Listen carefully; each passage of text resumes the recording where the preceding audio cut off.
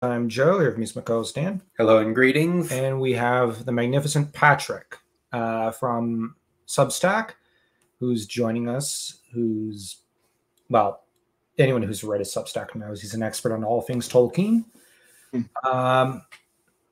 And we invited him on to the show because why not?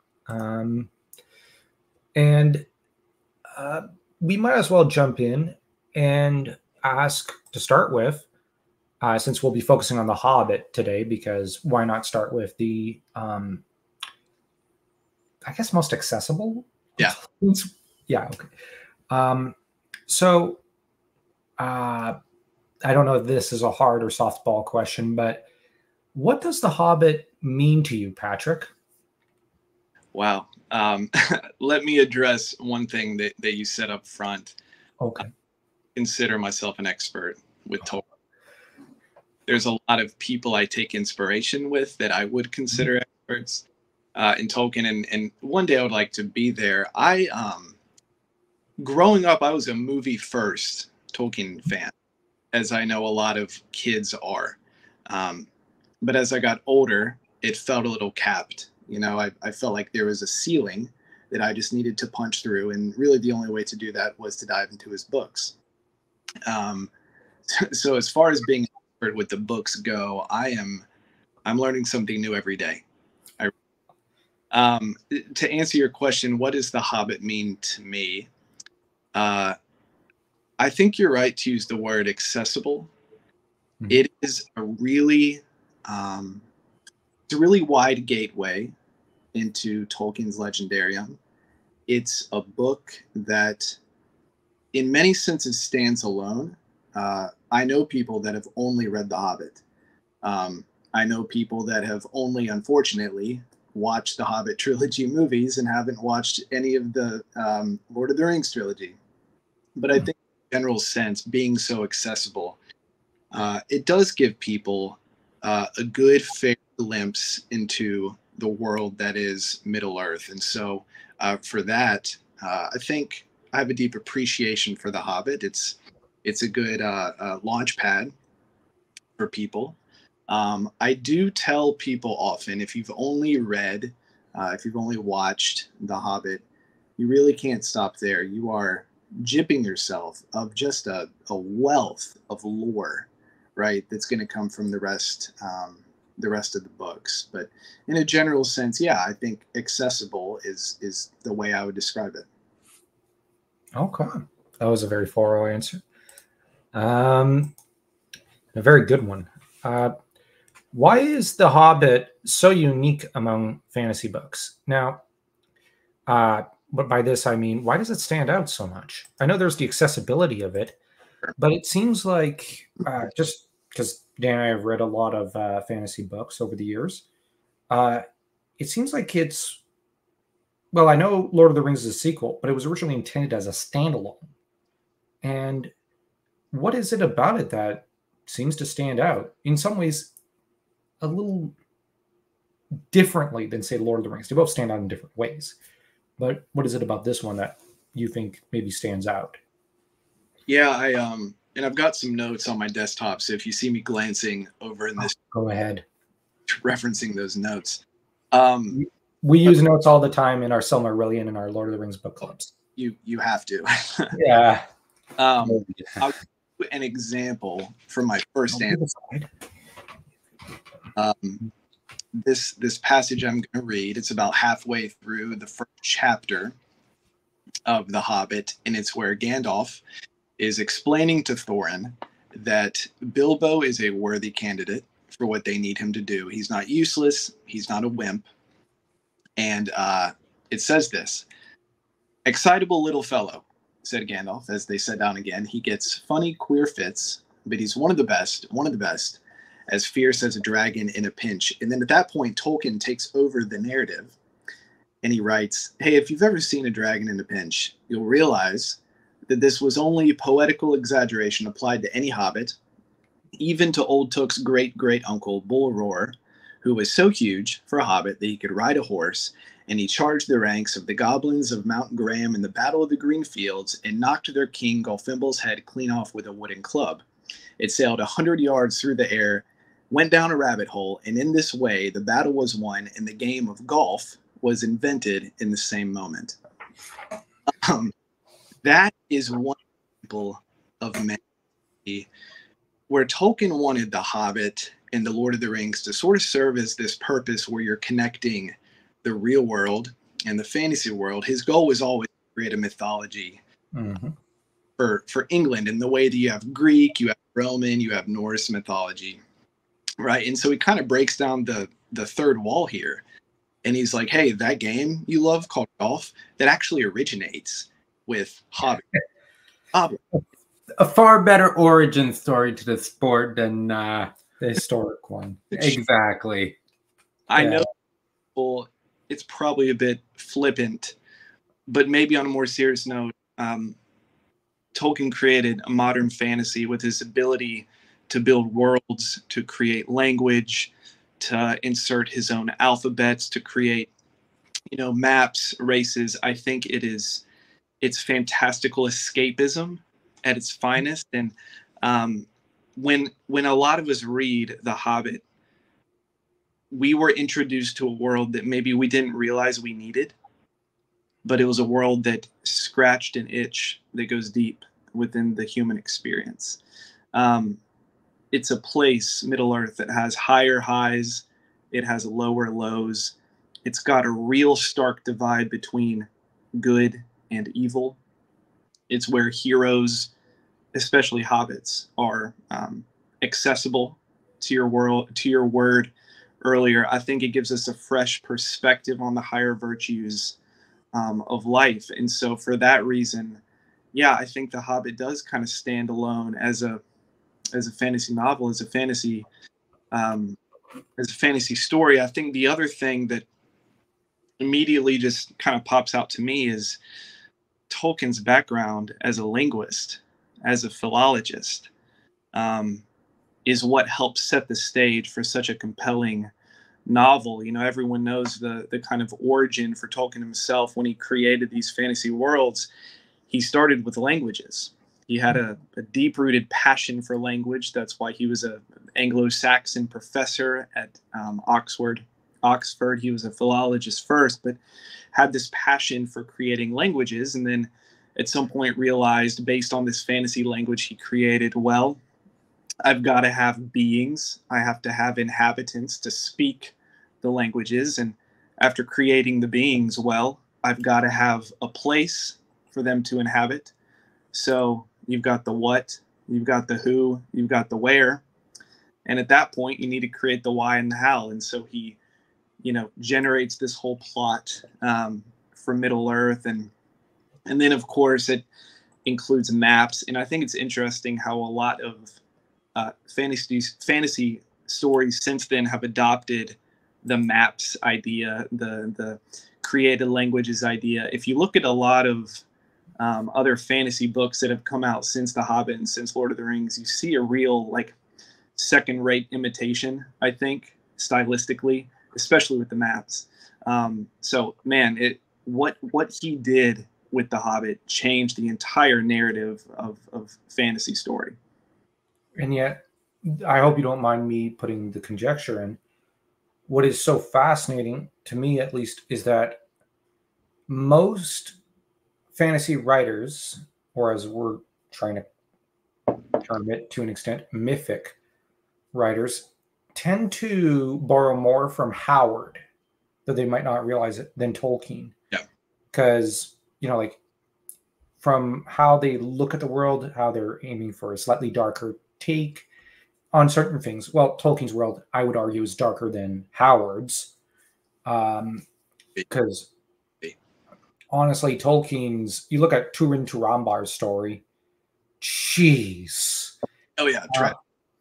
Yeah, even Lord of the Rings, I would argue, ends on, yes, there are some happy notes, but there's also some melancholy because, Frodo fails.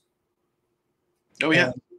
And at the same time, you have the Scouring of the Shire, which is just one of the most tragic endings. Yet Howard sticks a happy ending where Conan liberates Zenobia and marries her and lives happily ever after and has a son. Like, Howard gave him that.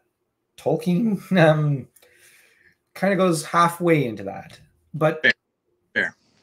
On the other hand, with the world building, Howard's the only one who comes close to Tolkien, just to praise him. But most people chase after Howard, though they're consciously telling themselves, I'm chasing after Tolkien, but they end up inadvertently chasing Howard and imitating him more with their tropes, with their tendencies, with their prose, with their style, and with how their themes. And yet they're also borrowing from the likes of Lloyd Alexander and Jack Lewis. And so Tolkien, in a way, very few are actually genuinely imitating him. And that's a bit of a shame, because I think that if more people imitated him, the genre would be richer. And I hope people don't take it the wrong way. I kind of blame Americans, because whether Americans realize it or not, their Tolkien is Robert E. Howard. And so you guys, I think you're American. Okay. You guys are blessed with this amazing Texan writer who was the only guy who could rival Tolkien in what he created. But Howard was an anthropologist. And so he was looking at it from an anthropological point of view. But ultimately, Americans, like these days when Dan and I try to find publishers and whatnot, it's not children's fantasy that publishers and magazines want. They want sword and sorcery. They want something like Conan. They don't want Tolkienian stuff. And we have to be honest, Americans, because they're such a big proportion of the readership base in terms of English literature, that will have an impact. Americans, at least in Dan and my experience, seem to prefer, at least American publishers and whatnot, seem to prefer sword and sorcery. That is to say, the descendants of Howard in terms of literary style, rather than the literary descendant of Tolkien. Dragonlance, for example, has more in common with Lloyd Alexander, Tolkien, and Howard. But make no mistake, there is Tolkienian stuff in there, but it's a little complicated. And that's the thing. Tolkien does have a lot of influence over the genre, but it's, like I said, I just find it strange that he's not in a way, he's become an uncle, not the father. Mm-hmm. And yet he is the granddaddy of all fantasy fiction. Could you give me a water bottle? Something I would add, I completely agree with your analysis. Mm-hmm. I wonder if we're just missing the surface level part of this, whereas as an American, a lot of literary trends as it pertains to education. Some of them are good, some of them are bad, but that's with anything. Well, sure. When I was in, second, the first Harry Potter movie came out in theaters, which was within the same year, 9 months, that Fellowship of the Ring came out in theaters. Yeah. I remember kind of seeing where most of my grade started to shift more towards the Harry Potter wizarding world and started to read those books, versus very few of my friends based on the movies. Granted, we were in first grade at the time, second grade, but very few of them gravitated towards Tolkien. And I mean, if we just call a spade, there is a difference in reading Harry Potter than there is the Silmarillion.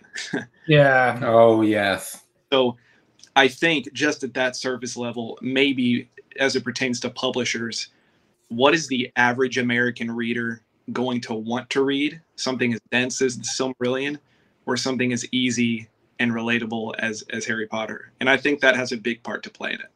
Yeah, that's true. Yeah. Although, like I said, I find it just a little interesting and peculiar that, it's now Sword and Sorcery, which is having it today. And it has to be pulpier and pulpier and pulpier. And Dan and I have had, I think, almost every time we've tried to apply for a publisher, like for a short story or something, it's been rejected because it needs to be pulpier. It needs to be more Conan. And it's just, we're like, Yeah, but Conan's not really sword and sorcery. That's more, it's closer related to Tolkien than it is sword and sorcery. But I'm splitting hairs. But on the other hand, it's we were told make it darker, make it pulpier, and we kind of went, oh, well, we just write the story, it comes out the way it does. And yeah, so it's very interesting that I'm not actually attacking those magazines. They have their readership base. They have to cater to their readers. So it's just an interesting aspect that we're kind of heading, it seems, at least for the US in the Anglosphere, into a new era of pulp fiction, which, hey, the last one was really cool. So not gonna criticize it. Because as much as I do enjoy pulp and sometimes writing pulp, there are times where it's like, just like orange juice, it could be tasty, but too much pulp. Yeah, but it's been about 80 years since the last pulp era. Yeah. So we're about due for one. And you know what? That's the classic, like, American, like, short story comic book era. Or I know there's another term for this stuff, but it's a major literary era in American history. So if we're in a neo-pulp era, okay. Just to get back to The Hobbit. Now, what do you think of the fact that The Hobbit covers, well, how do I put it? It seems to cover equal material. Well, okay, Peter Jackson made a trilogy out of this book, and most writers would stretch it, I don't know, make it into a trilogy. Tolkien just made it one little 250 page or 350 page book. Depends on, the letter print. Yeah. Some publishers, sometimes the HarperCollins have these 300 page editions. Sometimes it's just 150 page edition, whatever. But it's a single volume. What do you think of that? Well, I think it all comes down to his initial audience, right? Yeah, he wrote this for his children. Mm-hmm. I think from beginning to end, it took him about 2 years to write it, not from starting it to publishing it, but starting it to finishing it for his kids. Okay. And when he read it to them, they were ages 15, 12, 8, and 3. So the average being 10 years old. Does a 10-year-old need a 3-volume or even 2-volume story? No, they probably just need a 1-volume story. And that is why I think The Hobbit is the way it is. It's lighter tone. It's got a more whimsical cast of characters. Themes are more black and white.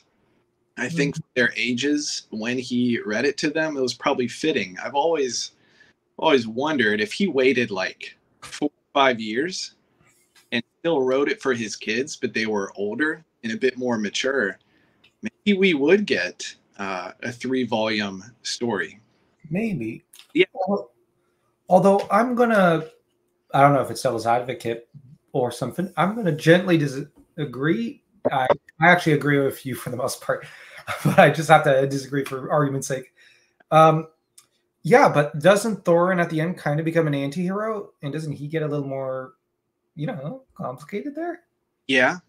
I'll touch on that at the end because I looked at your questions. I do just want to add, there are some parts in the Hobbit that I've always found a bit lacking, and I place to criticize Tolkien's writing. So don't hear that as me criticizing him. I think I was wanting more as it pertained to Gandalf fighting the Necromancer, which is Sauron. That probably could have been expanded multiple chapters. Also, the falling out of the story post Smaug, the Battle of the Five Armies, Bilbo returning home. If, and this is all purely hypothetical again, but if he were to write it to his children 4 or 5 years later and wanted to maybe parse some things out, those are some places that I think we would have seen a bit more fleshed out details. But I think what makes reading The Hobbit as a finished work just such a wonderful experience is that regardless of the age of the reader, it's going to move you exactly the way it needs to move you. A child can read The Hobbit, and they will read a story of a band of dwarves working in tandem with a wizard that employ this unlikely short hero that saves the day. They get the treasure, and he returns home safe and sound. And that's a great story. Mm-hmm. As an adult, you can read The Hobbit and take away themes of, overcoming uncertainty, finding your place in a band of people that don't like you. Yeah, don't like you. It's a story of greed and materialism and vengeance and redemption, leading to this tragic death where everything kind of focuses on this last-ditch effort to reconcile, seeking for the more simple pleasures of life. And then Bilbo does return home where he finds peace and rest and stands a bit taller. And for both of these examples, the kid reading the book and the adult reading the book, that's just as good as the other, And I think it was C.S. Lewis who equated The Hobbit to Alice in Wonderland, where same thing. A kid can read that story and an adult can read the story, and they're both moved in different ways, but it's the same story. Yeah, that's a good answer. I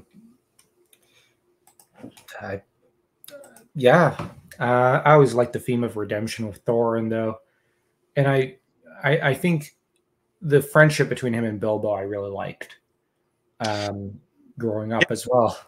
Yeah, you see more in the books where Bilbo kind of vocalizes his friendship than you do actual examples of like Thorin being a good friend.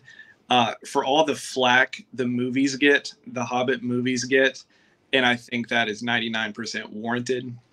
One of the things the movies do well, I think, is it kind of gives Thorin a more likable character arc and a more friendly sentiment with Bilbo. But I'm a big fan of Thorin, but I'll touch on Thorin at the end.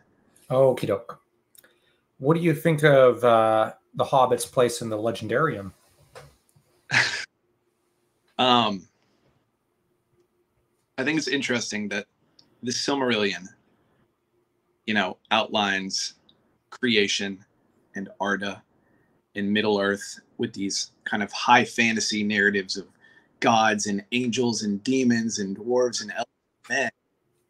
And we don't get a whole lot about hobbits, which is interesting because the Silmarillion was really the first and last book that J.R. Tolkien wrote.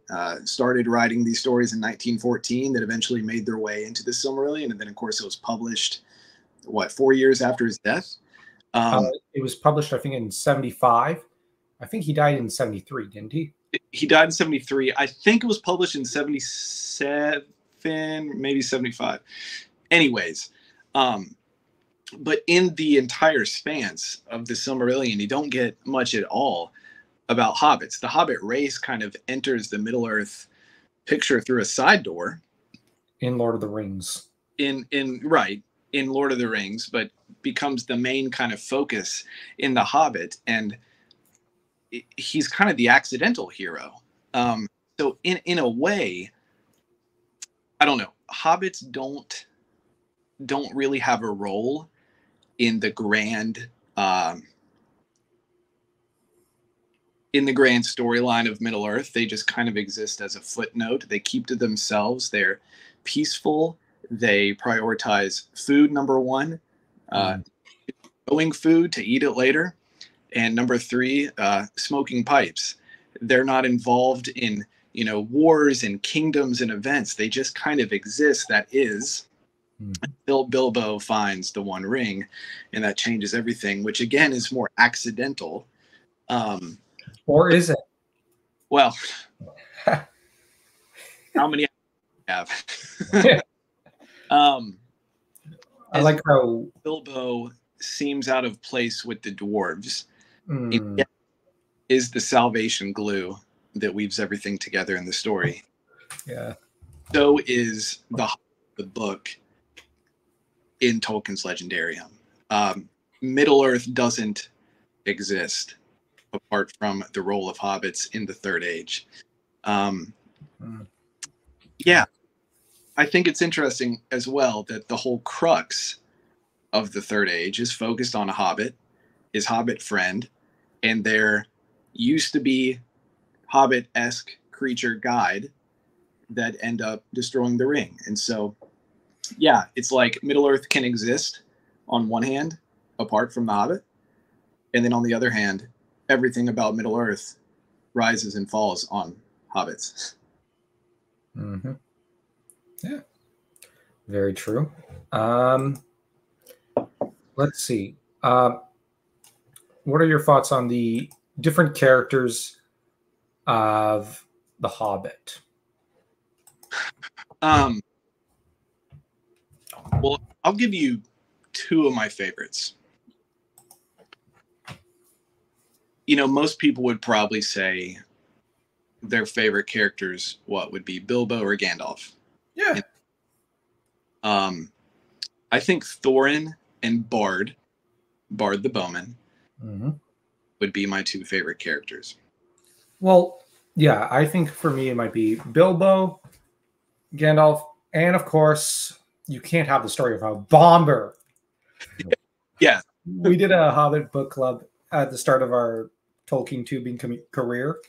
And when we got to the Bomber bit where he just tilts the boat over and starts screwing the party over, Dan just started face palming a lot, going, is there nothing, like, I think he said, everything that Bomber touches turns to, in private, he said that. And it's like, you just had Dan, like, he's ruining everything. But you were so damn tickled by that. And I got tickled by it. And then, you know, reading it through, we ended up just deciding Bomber's just the worst companion to have, but also the nicest of the dwarves in some ways. Everybody needs a Bomber. Yeah, it's funny because him and Bilbo at the end are basically just on the same page, because Bomber's like, yeah, I want all the gold, but I want to spend it on food and my family. Why would I, like the way Thorin and the others are going, what's the point of the gold? So Bomber, although, you know, he's a big tub of lard who screwed the party over time and again, he has his feet on the ground. You know what I mean? Like, he's got it firmly set on the ground, and I think the English term would be touching grass. He does that. Like, eventually he doesn't, because, you know, he's too fat. He has to be carried. But the thing is, yeah, spoilers alert to all the Bomber fanboys. I'm joking there. Yeah, so Bomber, I really like him just because he's so incompetent and funny. Where would the story be without Bomber? Definitely less humorous, that's for sure. And one of the reasons The Hobbit stands apart from Lord of the Rings is the humor, which we love. No, to go back to my two characters, Thorin, I think, is the most compelling of all the characters. Obviously, he's the leader of the band of dwarves. He's the oldest. He comes from a line of royalty, and he kind of serves as the flawed leader that is the, like, moral of the story example. And the plot arc is really interesting with him. He kind of bursts onto the scene as one of, if not the, protagonist. At one point moves to morally neutral. And then after Smaug is defeated and the mayor of Lake Town kind of pieces out, Thorin takes the place in a way as the antagonist. Yep. You get this really interesting plot arc, which, again, all comes together in the Battle of the Five Armies, where he's able to rally everyone together, go after Bolg and the Goblin, and then upon being mortally wounded, is redeemed. Which I love. You almost get like a Boromir sense. Yeah. I think Tolkien was reusing themes and ideas there. Yeah. Although it's interesting because he also makes it different. Like, okay, I had the idea just now, maybe a video or an article on how Aragorn and Thorin are also two characters that are in dialogue with each other in a way. They're very similar. But the difference is Aragorn Elisar never, you know, goes the wrong way. He goes in a completely different direction. And I would argue he's more like Gandalf by the time of the Two Towers. You know, he becomes more the Gandalf of the party, the way. Yeah. Yeah. So whereas Thorin goes in a more Boromir-like direction. Now that said, Boromir, I would argue, would not normally have become corrupted were it not for the ring. Correct. He, at his core, is a heroic and gentle and good person. Yeah. We also have to bear in mind which character seems to have known him best. Which character did Boromir seek to protect by going to Elrond's council? Faramir. Chiefmost in Boromir's mind is not Denethor, like Denethor kind of narcissistically believes, but Faramir. And I know a lot of people are going to unsub because I smack talk Denethor, but I'm someone who's weird. I've read Lord of the Rings and I find Denethor even more unlikable in the book, where I'm like, this man is just, this is what the guillotine was invented for. Get rid of him. Get rid of him. I joke. People keep telling me, no, he's complex. He's complex. Sort of. Boromir, though, is someone who I would argue I don't know what the term is, but he's like he's not a daddy's boy, but it's like he just lives to be a big brother in a way. Yeah. And on the other hand, he truly loves Gondor and by extension, somewhat Arnor, so that his reaction, his horrible guilt when he realizes what he's done is, I would argue, one of the most heartrending and heartbreaking scenes in any piece of fiction and literature. And so the difference, I think, is that Thorin, at least, I think, dies with some measure of peace with himself. Like, I made my mistakes, but Bilbo's okay. Bill, because at the end, he rushed out to rescue Bilbo and everyone. But I think Bilbo was there in his mind, like, oh my gosh, my friend, I may have, caused his death. I have to go, And I also think, he outlived his nephews, and no parent should outlive their children, whether you're an uncle, an aunt, a father, or a mother. And the thing is, Thorin, I think there's a sense of, well, I'm not going to long outlive my nephews. I'm paying for having brought about their untimely ends. So there's a sense of peace, I think, with his death, and an understanding that he himself made terrible mistakes that brought him to the end. Boromir, at least when I read it, most of the time when I read it, I'm like, Boromir's racked with guilt. He's not at peace with his death. He's horrified by it, by what he's done, and how he might have cost the hobbits their lives. He might have cost everyone everything. So that's where Tolkien, I think, plays with these themes and ideas and showcases them as mirror images to each other, but also shows differences. Yeah, and I would also add, if we're just comparing Thorin to Boromir, if you look at the object of their greed and what they wanted to do with the object, Boromir didn't want the ring to just hang on to the ring for himself. He wanted to save. Yeah. Thorin wanted to bask in gold. He wanted. Yeah. Well, that's where I have a theory that greed is as unnatural to Thorin as the greed for the ring was to Boromir. But that's the dragon sickness, because we've got to bear in mind the dragon sickness, sure, or whatever it is, soaks the person in the kind of greed that the dragon has, whether it be Glaurung or Smaug. Because Thorin and Thingol are not naturally, the way they are. Hell, I would argue 5 seconds with the Nauglamir Silmaril transforms Thingol's very faithful master builders and employees into murderous rabble. Yeah. And we know for a fact that those dwarves loved Thingol and he treated them well. And they were amply paid. There's a note of that at the beginning of the Silmarillion. Yep. And they murder him in his basement. So this dragon sickness has an effect on people. Yeah. I mean, I don't know. At the end of the day, is it fair? It's not apples to oranges, Exactly. I've always just wondered as well, had Boromir lived, which direction would he have gone? Would he have gone with Aragorn, Legolas, and Gimli to rescue Merry and Pippin? I think so. gone off by himself to go back to Gondor, seeing the ensuing threat. I like to think that, yeah, he would have gone with Aragorn, Legolas, and Gimli to rescue Merry and Pippin, but his I think what we can kind of forecast is the peak of maybe his character arc would have been much higher than Thorin after their deaths. But in any case, I remember Girl Next Gondor once proposing in a rare burst of, well, I can't criticize her too harshly, but I'll criticize her opinion very harshly. She suggested that Boromir would relapse into evil. And I'm like, that's a complete misunderstanding of the character. I think Boromir would have gone with Aragorn, Legolas, and Gimli, then would have gone off to Gondor with Gandalf and Pippin. But I think I'm weird because I think that he would have presented himself to his father and said, the true king of Gondor is back, Dad.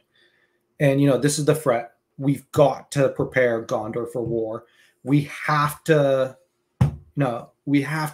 basically hand over leadership to Aragorn and Gandalf. Mm-hmm. Weirdly, I think Denethor would have turned on Boromir.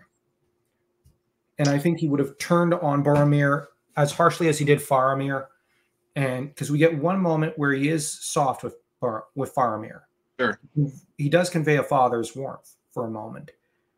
But on the other hand, he does turn very violently against his son. So we know he is jealous of Aragorn and he fears Gandalf. And I think the problem with Denethor is even before he took a look into that Palantiri, I think the darkness was growing in him. Yeah. And he would have probably sought to have killed Boromir or something. I think he's got it in him. But I have a very negative opinion of Denethor. But I think Boromir would have risen to the occasion and would have been a great hero. Oh, for sure. I'm glad this is purely hypothetical. Yeah. I don't know if I would subscribe all the way to that. I guess I'm just wondering, does the positive sentiment that Denethor has for Boromir, does that outweigh the negative sentiment he had towards Aragorn and Gandalf? I don't know. Maybe in my mind, Boromir pleading with him, Dad, it's time for the real king to take the throne. Maybe with Boromir's prodding, that would be enough for him to step down. I don't know.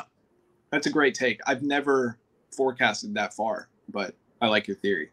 Okay. I think there would have been a lot of conflict, and I think it would have taken someone like Gandalf to save Boromir. Because Boromir would never consider wearing even armor with his dad. Whereas I think Denethor has it in him to kill his own son. And I would agree. I agree. Yeah, I think, though, weirdly, amongst book fans, I think Denethor occupies a very positive place in their hearts. I don't understand. I've never liked Denethor. So I've got a negative opinion of him, but I have a very positive one of Boromir and Faramir. Weirdly, I think Denethor was a great dad in the sense that he was able to transmit to his sons a love for Gondor and her people, and the people of Middle-earth that he himself never held in a way. But like I said, just to get back to Thorin, though, Thorin, interestingly, if we juxtapose him just momentarily with Denethor, I think, Thorin, obviously, there's a lot of warmth for Fili and Kili, but the difference is I think it's genuine, on his part for his nephews. And I would argue that the only reason he doesn't make reference to their deaths is that, there's the sense, I like to read it into the text. He's like, well, I don't want to outlive them too long because I brought this fate upon them. So, but on the other hand, yeah, Thorin is one of those characters. He's very, very complex, even though he doesn't have the page time of all the characters in Lord of the Rings. Sure. And I guess the the other character, Bard, he's a bit antonymous Mm. to Thorin because he's the like objective good guy. Granted, yeah, to your point, his page time pales in comparison to Thorin. You don't Yeah. but everything he does, it seems to be right. Even when they're negotiating the kind of payout of the treasure, he doesn't even want to keep the treasure for himself. He wants to restore Lake Town. You know, he wants to help the people get back on their feet. Well, He's untrained, unassuming hero that slays the dragon in the most Tolkien-esque way, where he's the last one fighting and one arrow left and hits the mark. I love Bard. And I guess as a reader, I like kind of juggling between these characters, mm-hmm. who do I relate to more? I think it would be a bit arrogant for anyone to say that, yeah, I relate to Bard, the guy that is objectively good all the time or most of the time. For me, Thorin, with all his shortcomings and his want to do good, maybe at the end, but is just such a flawed hero, I guess is more relatable to the reader. And anyways, for that reason, that's why I think Thorin is the most compelling, but my favorite is Bard. I'll just say two things about Bard. One, I love how he prays to his arrow in a way, like he prays and says, like, you're my father's arrow, like, please hit your mark. It's this, okay, we're going to take some flack for this, but it's a very Catholic moment with Tolkien, who believed in the power of prayer, that, you pray to God and God will grant your prayer in a way. It's not a wish exactly, but, you're not offending me with that analysis. Yeah. And I think the other thing with Bard, weirdly, I always kind of read it. The negotiations with Thorin, as aggressive as Thorin is, because he's got that dragon sickness corrupting him, Bard kind of comes in no less aggressive in some ways. With his entire army. Yeah. Yeah. Now, just a moment, compromise, negotiate. I think Bard is a hothead underneath it all. And I think that's how I've always interpreted him, as he's a hothead. He's meaning well, but, this is an immovable object meets an immovable force.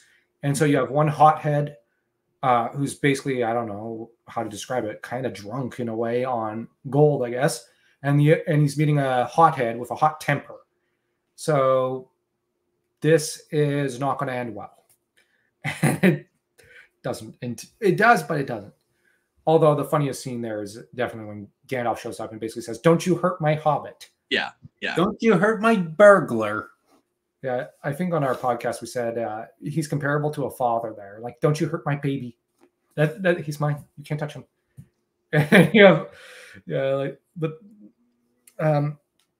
Bard's a good character. Most of his calls are correct. I just think he maybe could have been a little more. He could have handled the negotiations a little more delicately. Well, and I do think we need to give credit. The premier of Lake Town. There's a lot we could say about the mayor of Lake Town. He was not good, right? So for Bard to come in, maybe there was this kind of pent up sentiment from everybody in Lake Town, like, we need someone who's actually going to lead. Yeah, they do. This chance, I think any of us would have just let loose, so I'm not going to blame Bard for that. No, well, I say he came in as a hothead, but I think it's kind of hothead who's like, I know this is right. We need some of that gold. We need to, survive. So hurry up, shut up, and just give us our slice of the pie here.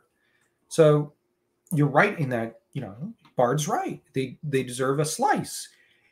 And now I think he comes in with like a, I don't know the English term, I guess a bludgeoning hammer or something, with all the subtlety of one. But on the other hand, looking at it from his perspective, well, weirdly, I think he's a very wise ruler in a lot of other ways. I know I'm coming out very milquetoast here. He's like, I criticize Bard, but on the other hand, like, he's a good leader. He's got to look out for his people, and that's what he's doing. And like, at no point is the breakdown in negotiation entirely like, it's not Thranduil's fault. It's not Bard's fault. It's not Gandalf's fault. It's mostly Thorin, as you said. And there's another character I want to ask you. What are your thoughts on Thranduil? So I was about to interject and tell you I'm on 3% battery and I don't have a charger with me. Oh, sorry. I'm sorry. I've been having a blast. Oh, okay. I'm glad. All right. We'll have to talk Thranduil next time then, if that's all right. Okay. Well, dude, that'd be awesome. Thanks, everyone. Well, for all of our listeners, you can find Patrick on Substack, I believe. And we're going to put his link, obviously, in the description. So do check him out. Subscribe to him. He writes some fantastic Lord of the Rings, Hobbit, Silmarillion essays that, honestly, he's probably a little more active and punctual with those than we are. So if you need your Tolkien fix, well, his Substack is very brilliant. So check him out and subscribe to him. Thank you, guys. Thank you. Yeah, thank you for having me. This was a blast. I'm already looking forward to part 2. Okie doke. Right. Thank you. Looking forward to it.